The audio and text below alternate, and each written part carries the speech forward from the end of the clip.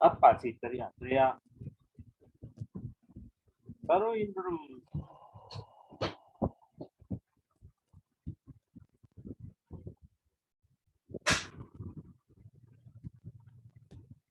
Baik, Assalamualaikum warahmatullahi wabarakatuh. Saya akan coba mempresentasikan tugas pada mata kuliah epidemiologi penyakit tanaman dengan judul masalah saya kali ini adalah penyakit ombong tersebut pada tanaman karet atau Ostium terkait.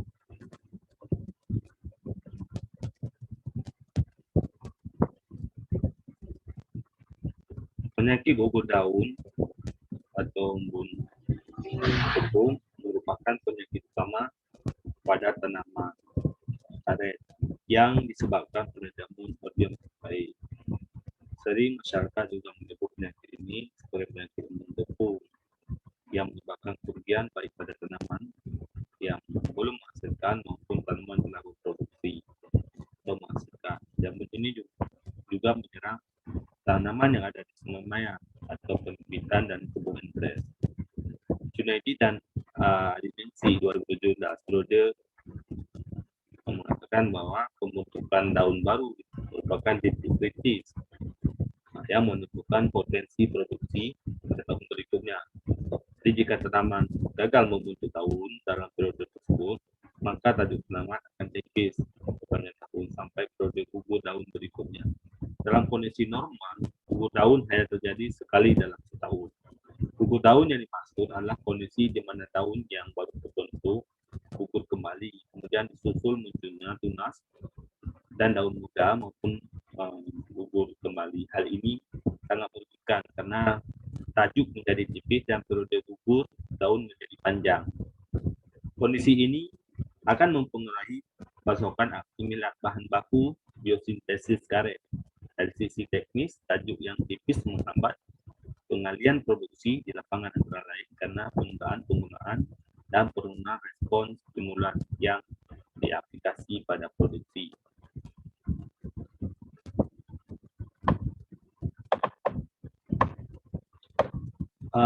Sejarah hidup patogen penyakit gugur daun ini mulai menyebar pada tahun 1980-an.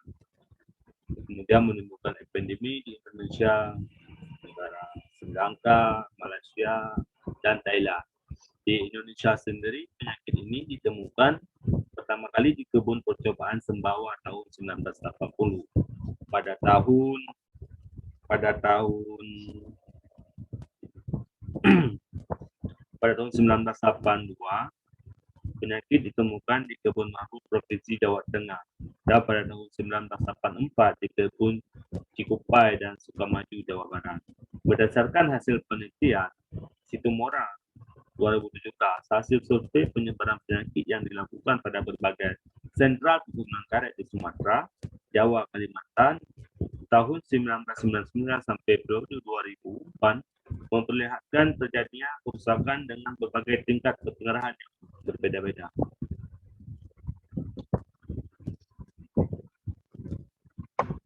Next.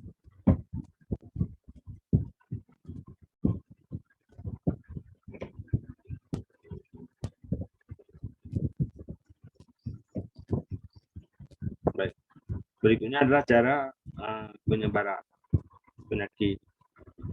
Untuk penyebaran penyakit, jamur ini memerlukan cuaca yang lembab, tapi tidak perlu air bebas pada permukaan inangnya. Curah hujan yang tinggi dan suhu yang tinggi di atas 30 derajat Celcius dapat mengganggu perkembangannya. Selain dipengaruhi suhu dan curah hujan, perkembangan jamur ini juga dipengaruhi oleh pencahayaan. Penyinaran cahaya matahari secara langsung kurang menguntungkan bagi perkembangan cendawan ini. Penyebaran cendawan ini dibantu oleh angin atau kontak dengan tanaman terinfeksi. Jamur ini menginfeksi bagian batang, daun, bunga, dan buah. Bagian tanaman yang terserang menampakkan bercak-bercak berwarna putih kelabu seperti keludruk. Jika serangan berat dapat menutupi seluruh permukaan bagian tanaman yang diserang. Peningkatan serangan dipengaruhi unsur iklim karena suhu cahaya dan kelembaban adalah faktor yang mengontrol pertumbuhan dan perkembangan penyakit embun berkecimpung pada tanaman karet.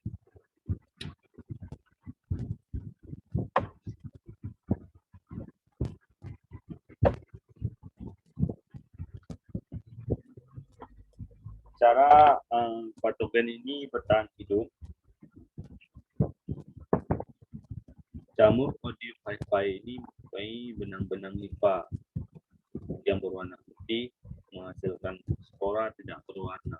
Spora mudah ditebangkan oleh angin atau embun dan mudah tercuci oleh air hujan dari permukaan daun. Sehingga penyakit ini hanya timbul pada awal musim hujan. Spora ini disebarkan oleh angin dan embun. Model penyakit gejala, kemudian model penyakit gejala yang ditunjukkan yaitu penyakit ini menyerang daun muda yang berumur kurang dari 2 minggu. Daun berwarna hitam, lemas, mengeriput dan berlendir, membentuk daerah bertepung putih tipis di atas permukaan lembaran daun. Jika terjadi serangan berat, daun menjadi keriput, layu, mengering dan gugur dan menyebabkan penurunan hasil sebanyak 30-40%. Pada daun yang lebih tua, gejala serangan ditandai dengan adanya bercak kekuningan atau coklat, kemudian berkembang membentuk bintik-bintik yang dapat mengurangi efisiensi fotosintesis pada daun tua, dan juga terdapat tepung halus berwarna putih di permukaan, namun daun tersebut tidak banyak yang gugur.